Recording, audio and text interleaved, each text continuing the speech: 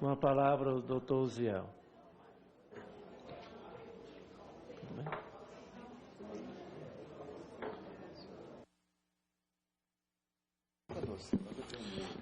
Boa tarde, nobre presidente, deputado Jacome, nobre relator, deputado Leonardo Quintão, e os deputados aqui presentes, e senhores e senhoras presentes nesse auditório,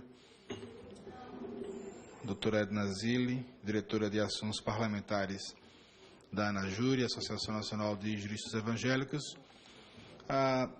Nós vamos, na minha fala, eu vou apresentar, comentando o objetivo do projeto intitulado Estatuto Jurídico da Liberdade Religiosa, como ele foi concebido, principalmente a partir da noção de liberdade religiosa como um direito humano fundamental, previsto no texto constitucional.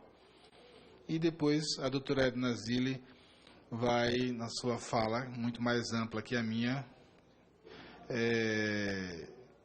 pormenorizar o Estatuto Jurídico, a proposta de Estatuto Jurídico da Liberdade Religiosa, que é uma proposta que nós apresentamos a um grupo de parlamentares e coordenado nessa coalizão pelo deputado Leonardo Quintão, que hoje é relator dessa comissão especial. Pois bem, nosso sistema jurídico brasileiro, nós podemos dizer que desde a Constituição de 1824, ou mesmo antes, quando o Brasil foi elevado à categoria de Reino Unido, a Portugal e o Algarves, os nossos conflitos interreligiosos, eles não se comparam, mesmo nesse momento aí do Brasil colônia, não se comparam, por exemplo, ao que acontece hoje no Oriente Médio, no norte da África, na Ásia, onde existe, digamos, um conflito, uma violência real, acentuada, e que hoje tem levado à formação de grupos radicais e o terrorismo que todos têm visto nos últimos dias, lamentavelmente. Claro que nesse caso especificamente não é apenas a ideologia religiosa presente, mas é o uso político da religião com fins, de perpetuação do poder ou de assunção de uma nação, como no caso ali do Estado Islâmico. Mas na nossa história jurídica, nossa história constitucional, nós tivemos primeiramente uma religião oficial, o Brasil era um Estado confessional, e em 1824 a Constituição ela previa a existência de uma religião oficial. O texto constitucional depois ele vai sendo alterado em 1891, depois com a República aí nós já temos a separação do Estado de uma religião oficial, o país deixa de ser um Estado confessional, e claro que nisso tudo aí contribuiu o famoso Tratado de Comércio e Navegação de 1810, celebrado entre a coroa portuguesa e a coroa inglesa naquele momento, e aí houve uma tolerância à religião protestante, por exemplo, ainda que essa tolerância ela não garantia ampla liberdade religiosa aos cidadãos que habitavam aqui no Brasil no período colonial e no período da monarquia. Com o advento da República, aliás, um pouco antes disso, em 1890, o grande jurista Rui Barbosa propõe o texto do decreto 119A de 1890, que leva realmente ao estabelecimento pré-sistema constitucional de uma ampla liberdade religiosa, mesmo que nesse momento pré-constitucional, uma liberdade religiosa formal, digamos assim. E no texto de 91, a Constituição ela avança nesse sentido, em 34, em 37 alguma restrição, e em 46 chega, digamos, ao momento áureo em que a liberdade religiosa aparece não apenas como tolerância, mas como um direito individual, o que aqui hoje nós poderíamos denominar como direito humano fundamental, dentro da tradição das gerações constitucionais de direito. E, chegando ao texto atual de 1988, né, essa é a Magna Carta vigente, e lá está previsto, né, em vários dispositivos, a liberdade religiosa, né, como um bem maior, como um direito humano fundamental. É interessante aqui, fazendo uma digressão nessa Constituição histórica que a gente está fazendo até comentar o projeto atual, que, na verdade, a liberdade, muitos falam em diversidade religiosa, né? E nós temos deixado muito claro que a diversidade religiosa, ela é uma consequência da liberdade religiosa. Não há possibilidade de diversidade religiosa se não há liberdade interior. Até mesmo porque a diversidade, ela não pode ser imposta, né? Nós temos falado, enquanto organização da sociedade civil, ao próprio governo, né, a Secretaria de Direitos Humanos, que tem um comitê que trabalha sobre diversidade religiosa, que até a nomenclatura do comitê não parece se coadunar com a proposta do governo, que é lutar pela liberdade religiosa, porque as pessoas no determinado país, elas podem escolher ser de uma só religião, e isso não seria diversidade religiosa, mas, não obstante, as pessoas fizeram essa eleição porque há liberdade religiosa, né? Recentemente, nós fizemos um congresso no Superior Tribunal de Justiça e estava aqui uma professora de Oxford, que trabalha em cooperação com a ANAJUR em alguns temas nessa área, e ela deixava isso muito bem claro na sua fala, né, que a diversidade religiosa como um consequente lógico, né, da liberdade religiosa. Pois bem, mas eu fazia essa formulação histórica, e o texto constitucional de 88, ele traz essa plena liberdade religiosa assegurada em vários dispositivos. Mesmo que, e essa é a grande questão, principiologicamente, né? Quem é da área do direito sabe que, dentro do sistema constitucional, nós temos os princípios que fundamentam a República Federativa do Brasil, e a partir dos princípios vêm os preceitos, isto é, as normas jurídicas, né? É como se o princípio funcionasse como o pai de uma norma jurídica. E o princípio, ele é mais importante nesse sentido do que a norma. Só que o que acontece é que o Brasil, ele vem de uma tradição jurídica chamada de civil law, né? Ou seja, trocando em miúdos, deputado Quintão, as pessoas só reconhecem como fonte de direito, ainda que hajam outras, como o costume, a jurisprudência, mas nossa tradição jurídica, a sociedade, ela só reconhece que há um direito quando existe um texto legal dizendo que você pode fazer ou não pode fazer tal coisa. Essa tradição é que faz com que a gente tenha essa inflação legislativa, que alguns criticam, mas faz parte do nosso sistema, né? O sistema americano, o sistema inglês é diferente, né? Lá existem outras fontes de direito muito mais importantes que o próprio texto de lei, né? Mas, enfim, nós não vamos discutir aqui essa mudança, né, esse câmbio, ainda que alguns juristas hoje estabelecem e pensam que no Supremo Tribunal Federal, por exemplo, nós começamos a ter esse câmbio, essa mudança de paradigma em que as coisas acontecem mais como no sistema common law do que no sistema civil law. Mas o fato é que para o pastor lá do município, para o padre, para o pai de santo lá do interior, ele, quando vai, por exemplo, numa tribo indígena para pregar sua fé, sua crença, ou quando vai, enfim, numa praça pública, ou quando vai mesmo na academia, ou expressar sua religião, muitas vezes, né, o servidor público que não conhece talvez a fundo o texto constitucional diz, não, existe uma resolução aqui interna na FUNAI, existe uma pauta de conduta, de posturas no município que impede que alguém fale sobre seu Deus em praça pública, ou etc., ou no hospital.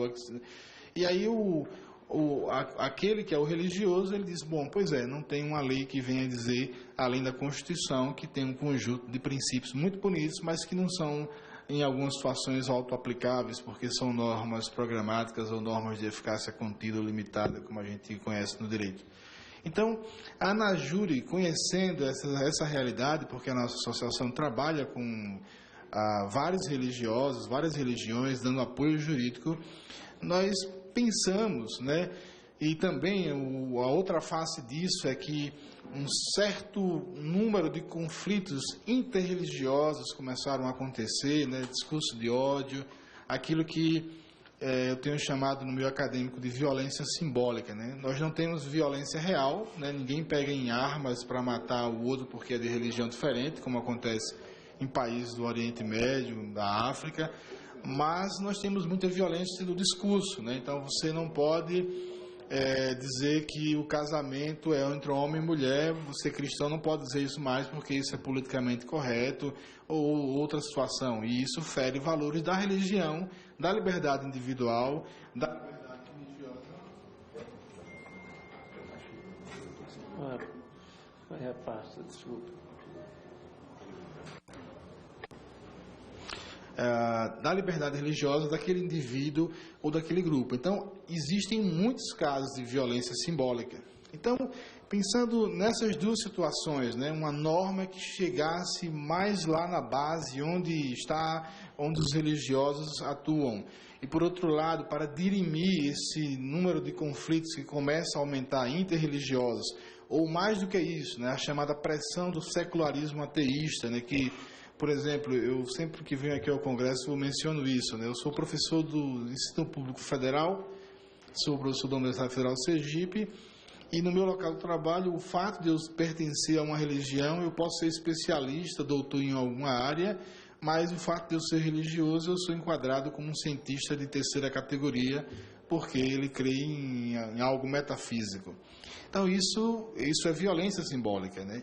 Então, todos esses casos, né, que nos foram apresentados, nós então condensamos numa proposta legislativa chamada de Estatuto Jurídico da Liberdade Religiosa, onde o grande objetivo é pormenorizar, né, isto é, fazer com que esses princípios constitucionais que estão lá, como no artigo 19 da Constituição, eles possam, de fato, fazer com que qualquer religioso no país ele tenha o direito de se expressar na esfera pública. Porque isso é muito importante ser frisado, né? Houve um momento na história da humanidade, e no Brasil faz parte disso, em que a religião tomou o Estado confessional, e isso não é bom na opinião da Anajure. E aí, depois, a religião ela não está mais misturada com o Estado, há um processo de laicização para o qual contribuiu, por exemplo, a Reforma Protestante, e aí há uma separação de esferas, né? O poder temporal e o poder secular. O secular ligado ao Estado, o temporal o espiritual ligado à igreja, né? E aí, só que a gente vive um momento agora em que essa separação, que foi muito boa, o Estado laico é uma conquista dos religiosos, né? Porque a laicidade estatal, ela nasce no bojo da Reforma. Quem conhece teólogos como Marcílio de Pádua, Guilherme de Ockham, a própria escola de Paris, a Sorbonne, a escola de Salamanca, e principalmente os reformadores do século XV, todo mundo sabe que foram esses caras que inventaram essa ideia de que uma religião não pode se apropriar do Estado. Mas isso foi uma conquista histórica importante, mas hoje a gente vive no século XXI, principalmente nesse momento chamado de sociedade pós-moderna, que muitos chamam de pós-moral, né? Há um momento complicado em que não há mais essa confusão de Estado e Igreja, a separação do Estado laico também não existe mais, porque o que acontece é como se a esfera do laico, né, a esfera do que não é religioso, começasse a comer a esfera religiosa, de modo que há um processo hoje que nós denominamos de privatização da fé. Vale dizer, eu sou religioso, mas eu só posso expressar isso na minha casa, na praça pública, na escola, na academia, no parlamento, eu não posso. Processo de privatização da fé e que tem contribuído, né, para que esses conflitos venham a aumentar, né? Em países da Europa, né, nos Estados Unidos e alguns outros países, essa pressão do secularismo é algo realmente que tem causado, né, essa onda de discurso de ódio contra religiosos. Por outro lado, lamentavelmente, a resposta que os religiosos têm dado a isso, às vezes, não é muito sábia, né? É cometendo também o mesmo discurso de ódio contra os secularistas e contra aqueles que querem expulsar da esfera pública o fenômeno religioso, que é impossível, né? Tem um grande autor da antropologia e estudo das religiões chamado Walter Burkert. Ele escreveu a sua investigação, né, sobre os povos primitivos. A religião é um fenômeno inerente ao ser humano. Não há nenhum ser humano que se diga eu não sou religioso, né? A ponto de que hoje, com a pressão do secularismo, a gente aponte para uma sociedade onde o Estado se tornou o Deus, né? E aí ele opera, né, uma religião substitutiva, né? O Estado como Deus, e aí os seus agentes públicos, eles atuam como aqueles que fazem avançar essa agenda antirreligiosa, que na verdade é uma religião contra religiões. Então isso também não está bom. E o Estatuto, ele vem, como a doutora Edna Zilli vai demonstrar aí nas suas partes constitutivas, tentar fazer com que os princípios constitucionais ligados à liberdade religiosa, né, nas suas 3 dimensões, liberdade de culto, etc., fazer com que esse princípio ele possa realmente, como norma infraconstitucional, abarcar situações de conflito que existem hoje contra religiosos. Por outro lado, dirimir o número de conflitos interreligiosos, né, e fazer com que essa pressão secularista que acontece no Brasil hoje, ela realmente seja dirimida, né? Várias iniciativas, né, não só no âmbito legislativo, mas no Poder Executivo, nos últimos anos, tem sido nesse sentido, nessa pressão que ela acontece diuturnamente, né, contra os religiosos. Mas volto a frisar, né, a posição da Anajure é muito clara em relação a isso. A nossa resposta, enquanto movimento religioso, não pode ser a mesma, baseada no discurso de ódio ou entrando numa espécie de cruzada contra os secularistas, contra aqueles que pensam diferente. Ao contrário, a possibilidade de Estado Democrático de Direito, ela foi construída dentro da teologia, né? Da teologia é que nasce a concepção moderna de direitos humanos fundamentais. Isso é tão importante que muitas pessoas imaginam que no século XVIII, com o avanço do iluminismo, né, isso foi possível a construção do Estado Democrático de Direito. E tudo que vem antes do século XVIII é apenas trevas, né? Uma concepção meio soberba de pensar que a humanidade foi inventada 18 séculos depois, o que de fato não é verdade. Mas quando você estuda as fontes diretas, por exemplo, você lê o trabalho que as comissões de teólogos da Escola de Salamanca no século XV, XIV, ou a Escola de Paris um pouco antes, no século XI, o que eles escrevem sobre a participação da religião na esfera pública, como deve ser feita, você vai observar que ali está a gênese dos direitos humanos fundamentais, né? Eu tive a oportunidade de fazer meu doutorado na França e vários autores atuais, eles resgatam essa remontagem histórica, mostrando que a grande contribuição da religião, especificamente, né, do cristianismo, para o Estado Democrático de Direito é porque aquela ideia de universalidade de direitos humanos, ela só é possível dentro de uma cosmovisão, por exemplo, como a cristã, né? Onde o princípio da dignidade da pessoa humana, né? Os cristãos entendem que esse que é o principal princípio constitucional, né? O especial apreço da Constituição. Os cristãos criaram essa ideia que virou o princípio de dignidade da pessoa humana justamente porque o ser humano é criado à imagem e semelhança de Deus. Então vejam que construção teórica, né, histórica, que levou à formação de toda uma teoria de direitos humanos. Do mesmo modo, o Estado Democrático de Direito, ele tem como gênese, né, como primeiro direito humano, a liberdade religiosa, porque num Estado em que a liberdade religiosa ela não é respeitada, a possibilidade de democratização de direitos é bem menor, porque a liberdade religiosa ela funciona como um corolário, uma consequência das liberdades mais íntimas do ser humano, né?